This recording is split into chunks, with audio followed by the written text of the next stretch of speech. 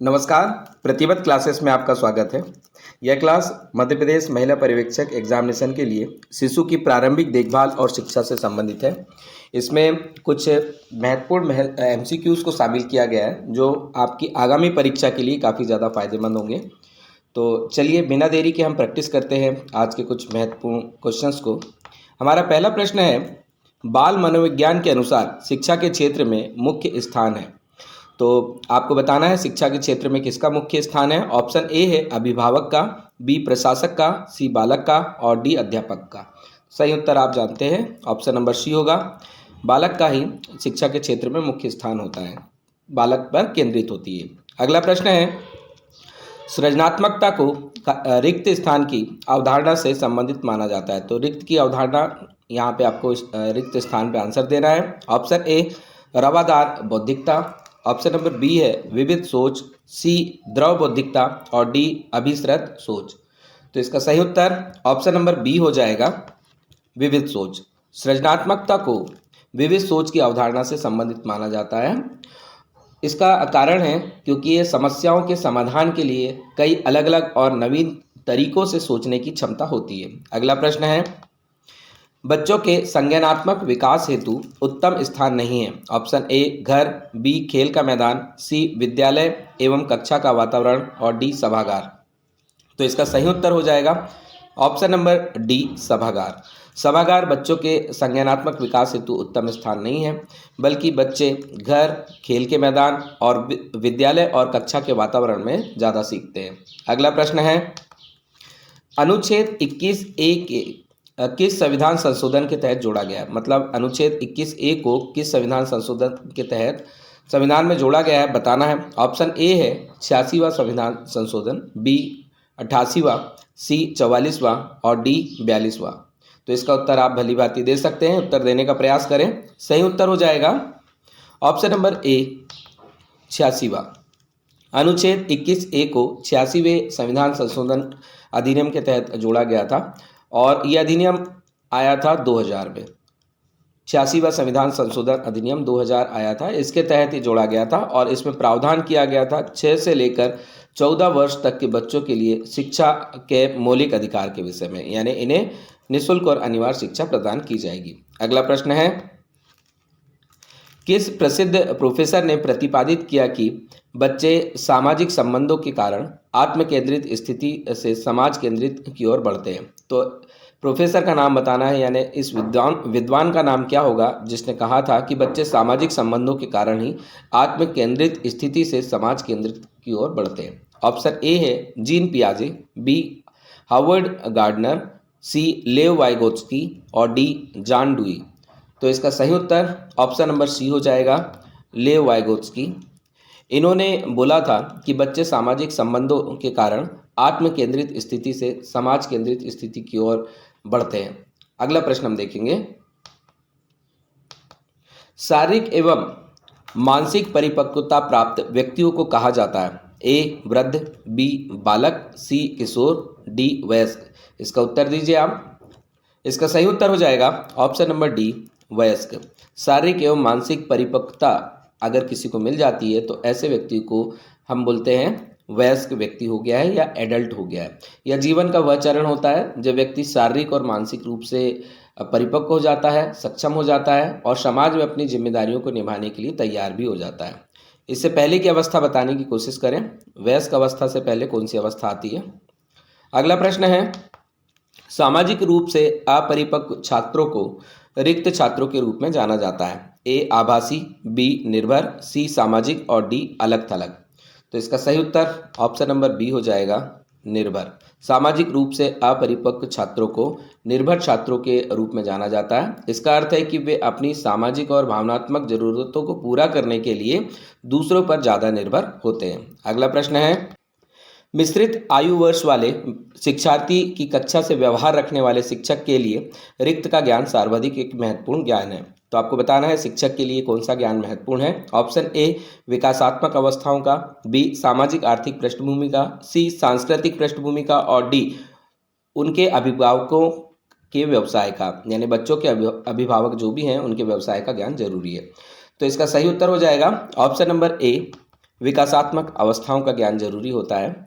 शिक्षक के लिए विकासात्मक अवस्थाओं का ज्ञान इसलिए महत्वपूर्ण है क्योंकि इससे उन्हें बच्चों को सिखाने की प्रक्रिया बेहतर ढंग से समझने में मदद मिलती है। उनकी आवश्यकताओं के अनुसार शिक्षण योजना बनाने, उनकी व्यक्तिगत क्षमताओं को विकसित करने में मदद मिलती है। अगर विकासात्मक अवस्थाओं का ज्ञान शिक्षक को है तो जो छात्र होता है वो ज़्यादा अच्छे तरीके से सीख सकता है। अगला प्रश्न है, एक बालक के व्यक्तित्व के मापन की सर्वाधिक व्यक्तिपरक विधि है। तो आपको बताना है बालक के मापन के व्यक्तित्व के मापन के लिए सबसे अच्छी व्यक्तिपरक विधि कौन सी होगी। ए प्रक्षेपी विधि, बी साक्षात्कार विधि, सी प्रश्नावली विधि और डी समाजमिति विधि। तो इसका सही उत्तर आप दे सकते हैं। सही उत्तर हो जाएगा ऑप्शन नंबर सी प्रश्नावली विधि। एक बालक को के व्यक्तित्व के मापन की सर्वाधिक व्यक्तिपरक विधि प्रश्नावली विधि होती है क्योंकि इस विधि में व्यक्ति से उसके विचारों, अनुभव, व्यवहार के बारे में प्रश्न पूछे जाते हैं जिससे उसके व्यक्तित्व के बारे में जानकारी मिलती है। अगला प्रश्न है, समान लिंग मित्रता रिक्त के दौरान प्रबलित होती है। तो आपको बताना है किस अवस्था में समान लिंग मित्रता जो होती है ज़्यादा होती है। ऑप्शन ए है मध्य किशोर अवस्था, बी प्रारंभिक किशोर अवस्था, सी उत्तर बचपन और डी प्रारंभिक बचपन। तो इसका सही उत्तर हो जाएगा ऑप्शन नंबर सी उत्तर बचपन, यानी किशोर अवस्था से पहले वाली अवस्था होती है। इसे किशोर अवस्था से पहले वाली अवस्था को उत्तर बचपन के नाम से आप जान सकते हैं। और यह वह समय होता है जब बच्चे शारीरिक और भावनात्मक रूप से परिपक्व होने लगते हैं और वे अपने लिंग के साथियों के साथ अधिक समय बिताना शुरू करते हैं और इसी दौरान उनकी मित्रता गहरी होती जाती है। अगला प्रश्न है, निम्नलिखित में से क्या जन्म से पूर्व होने वाले विकास को नकारात्मक रूप से प्रभावित नहीं करता है। तो क्या चीज़ है जो जन्म से पूर्व होने वाले विकास को नकारात्मक रूप से प्रभावित नहीं करता। ऑप्शन ए शराब, बी कैफीन, सी विकिरण और डी व्यायाम। तो इसका सही उत्तर हो जाएगा ऑप्शन नंबर डी। आपने इसका उत्तर दे दिया होगा। ऑप्शन नंबर डी व्यायाम। व्यायाम जो होता है, अगर जन्म से पूर्व जो विकास अवस्था होती है यानी भ्रूण के समय पे गर्भ अवस्था के समय पे जो भी विकास होता है वो नकारात्मक रूप से प्रभावित नहीं होता व्यायाम के द्वारा, लेकिन शराब, कैफीन और विकिरण इन सब के द्वारा इस दौरान विकास पे प्रभाविता देखी जाती है। अगला प्रश्न है, कौन सी अधिगम विशेषता मानसिक मंद बालक की नहीं है। ऑप्शन ए अनुकरण से सीखना, बी सामान्यकरण की क्षमता, सी धीमी गति से सीखना और डी शीघ्र भूलना। तो इसका सही उत्तर हो जाएगा ऑप्शन नंबर बी सामान्यकरण की क्षमता जो होती है वो मानसिक मंद बालक की विशेषता नहीं होती है, बल्कि मानसिक मंद बालक जो होते हैं वो अनुकरण से सीखना जानते हैं। वो सीखते हैं लेकिन धीमी गति से सीखते हैं और वो शीघ्र ही भूल जाते हैं। ये सारी जो विशेषताएं हैं ये मंद बालक की होती है। मानसिक मंदता एक बौद्धिक अक्षमता है जो निम्न बुद्धि लेवल यानी निम्न बुद्धि लब्धि आईक्यू की विशेषता और अनुकूली दैनिक जीवन कौशल में असमर्थता को बताता है। और यह जो विकार होता है ये 18 साल से पहले की जो उम्र होती है यानी किशोर अवस्था वयस्क अवस्था से पहले वाली उम्र, इस दौरान ज़्यादा होती है। इसमें ध्यान केंद्रित करने और ध्यान देने में कठिनाई दिखाई देती है। अगला प्रश्न है, निकटस्थ विकास के क्षेत्र की अवधारणा का प्रस्ताव किसने रखा। ऑप्शन ए कार्ल रोजर्स ने, बी अल्बर्ट बंडूरा ने, सी अब्राहम मास्लो ने और डी लेव वाइगोत्स्की ने। तो सही उत्तर ऑप्शन नंबर डी है लेव वाइगोत्स्की।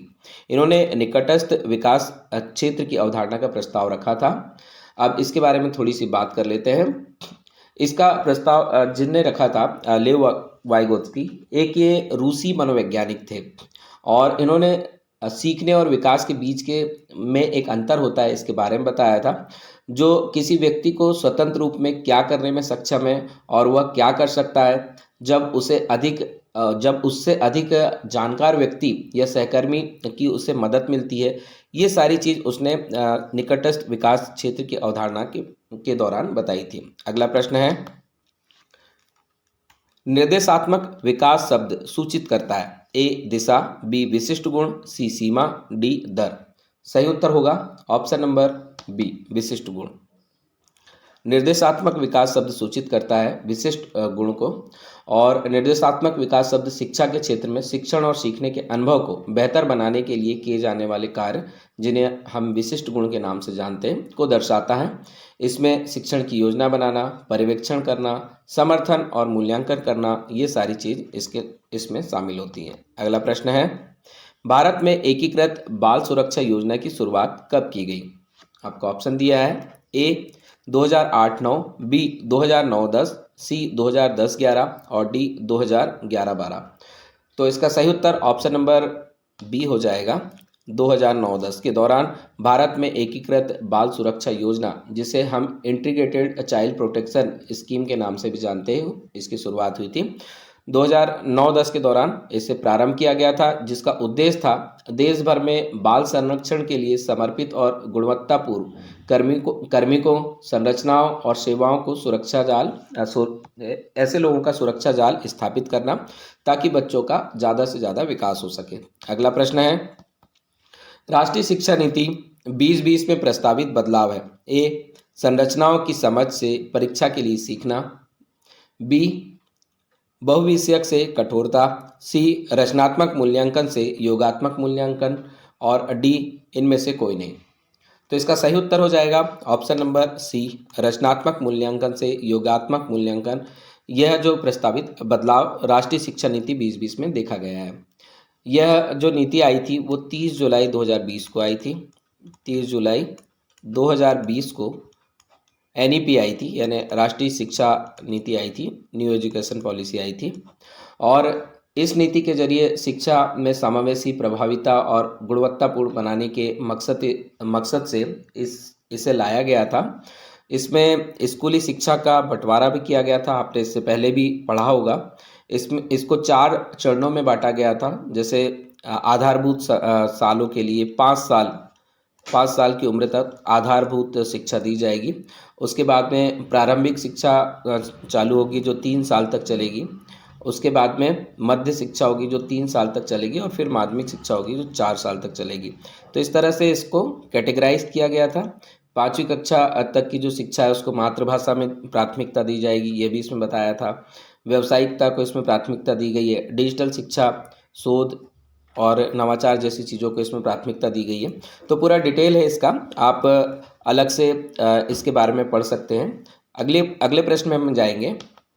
मध्य बचपन अवधि है। ऑप्शन ए है 10 वर्ष के बाद, बी जन्म से 2 वर्ष, सी 2 से 6 वर्ष और डी है 6 वर्ष से 11 वर्ष। तो इसका सही उत्तर आप देने की कोशिश करें। सही उत्तर ऑप्शन नंबर सी है, 6 वर्ष से 11 वर्ष। मध्य बचपन अवधि 6 वर्ष से 11 वर्ष की अवधि कहलाती है। इस दौरान आप जानते हैं कि बच्चे स्कूल जाना आरंभ कर देते हैं। 6 वर्ष की उम्र के बाद आप देखते हैं कि बच्चे स्कूल जाना प्रारंभ कर देते हैं, नए नए कौशल सीखते हैं, नई नई चीज़ें सीखते हैं, ठीक है, नए मित्र बनाते हैं, नया सामाजिक परिवेश मिल जाता है उनको, परिवेश उनका बदल जाता है क्योंकि नया सामाजिक परिवेश स्कूल में उन्हें देखने मिलता है। और फिर धीरे धीरे बच्चे सामाजिक रूप से सक्रिय होने लगते हैं। और इस दौरान जो मध्य बचपन के दौरान बच्चों की जो विकास दर है वो थोड़ी धीमी होती है लेकिन स्थिर होती है।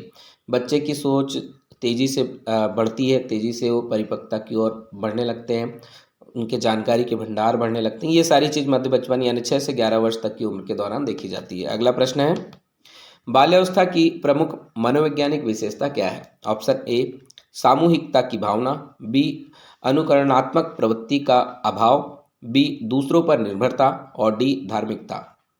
तो इसका सही उत्तर हो जाएगा ऑप्शन नंबर ए, सामूहिकता की भावना बाल अवस्था की प्रमुख मनोवैज्ञानिक विशेषता के रूप में देखी जाती है। और यहाँ बच्चे जो है अपने दोस्तों के साथ में समूह में समय बिताना ज़्यादा पसंद करते हैं, और इसके अलावा दोस्तों और शिक्षकों से ज़्यादा प्रभावित होते रहते हैं।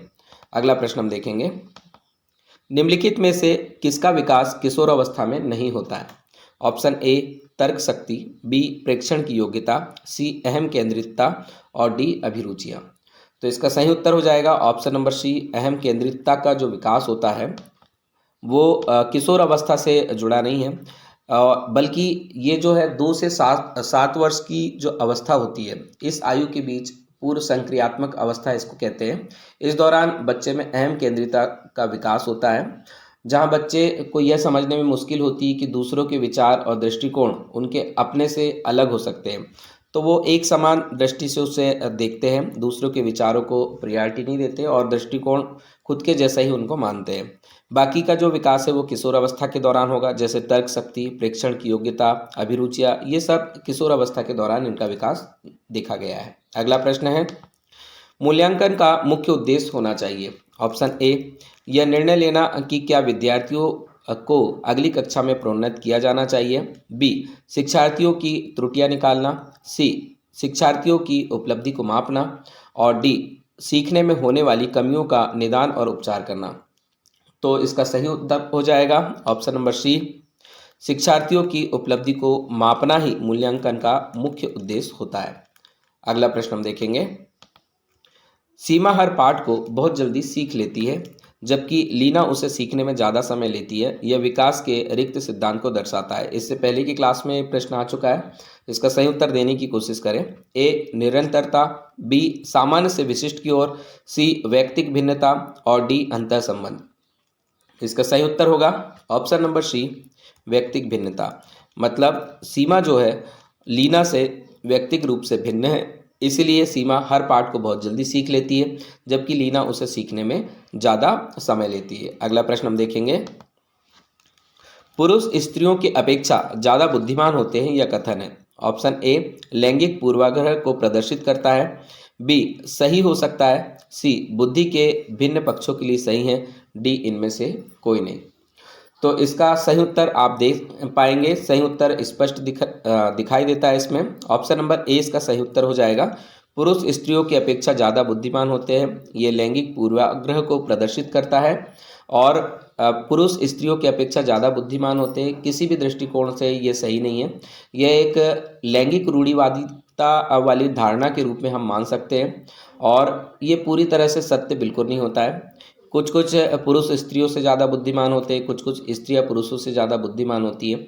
मतलब इसमें हम उसे बाइफरगेट नहीं कर सकते कि पुरुष स्त्रियों से ज़्यादा बुद्धिमान होंगे या स्त्रियां पुरुष से ज़्यादा बुद्धिमान होंगे। बुद्धिमान होने का मतलब होता है अलग अलग क्षेत्र में अलग अलग प्रकार की दक्षता, अलग अलग प्रकार के कौशल होना, ठीक है। और यह पुरुषों और महिलाओं के बीच बुद्धि में स्वाभाविक रूप से अंतर नहीं देखा गया है। अगला प्रश्न हम देखेंगे,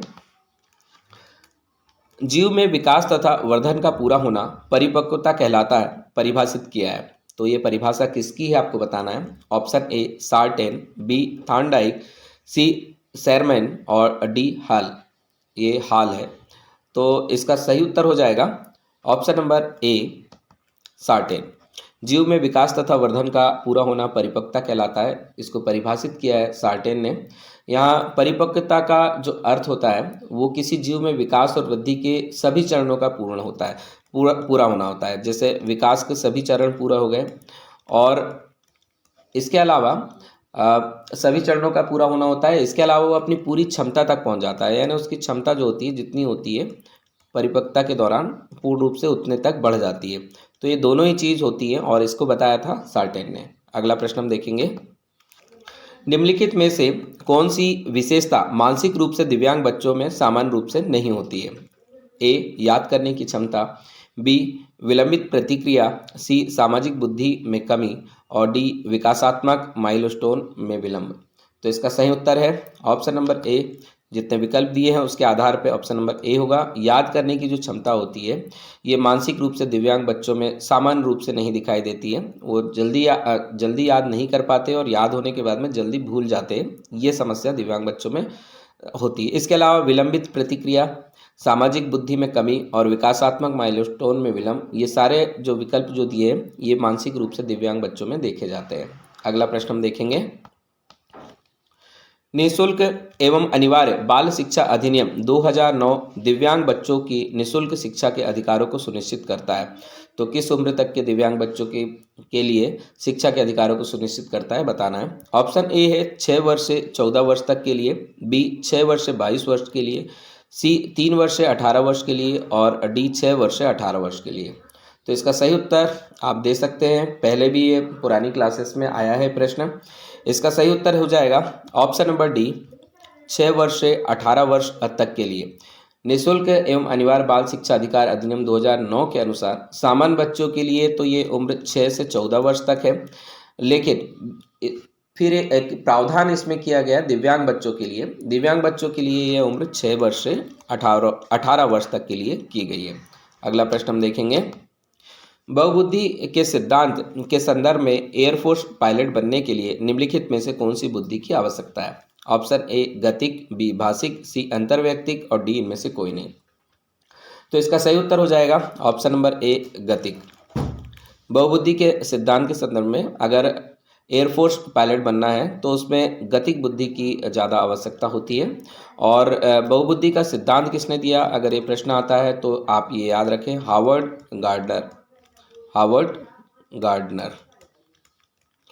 हावर्ड गार्डनर ने बहुबुद्धि का सिद्धांत दिया था। मतलब व्यक्ति में एक से ज़्यादा प्रकार की बुद्धि हो सकती है, अलग अलग कौशल हो सकते हैं, अलग अलग अभिक्षमता हो सकती है। अगला प्रश्न हम देखेंगे, पुरुष और महिलाओं की भूमिका का निर्धारण समाज करता है, कथन बताता है कि। तो ये कथन क्या बताता है, बताना है। ए लैंगिकता एक अंतर्ज्ञानी अवतरण है, बी लैंगिकता एक अंतर्निहित अवतरण है, सी लैंगिकता एक सामाजिक अवतरण है और डी लैंगिकता एक आनुवंशिक प्रतिमा है। तो इसका सही उत्तर ऑप्शन नंबर सी हो जाएगा, लैंगिकता एक सामाजिक अवतरण है। पुरुष और महिलाओं की भूमिका का निर्धारण समाज करता है, अगर ये कथन है तो ये जो कथन है वो सामाजिक अवतरण से लिया गया है, मतलब ये जो चीज़ है ये समाज ने बनाई है। अगला प्रश्न हम देखेंगे, एक ऐसा तंत्र तैयार करने के लिए जो विद्यार्थियों की व्यक्तिगत विभिन्नताओं को सम्मान दे, एक अध्यापक को क्या करना चाहिए? ऑप्शन ए है सिर्फ शिक्षा में उच्च अंक पाने वाले विद्यार्थियों पर ध्यान, बी सभी विद्यार्थियों से अधिगम की निम्न अपेक्षाएं, सी सभी विद्यार्थियों के लिए मानकीकृत पाठचर्या का प्रयोग और डी अधिगम गति और परिप्रेक्ष्यों में विविधता को स्वीकृति।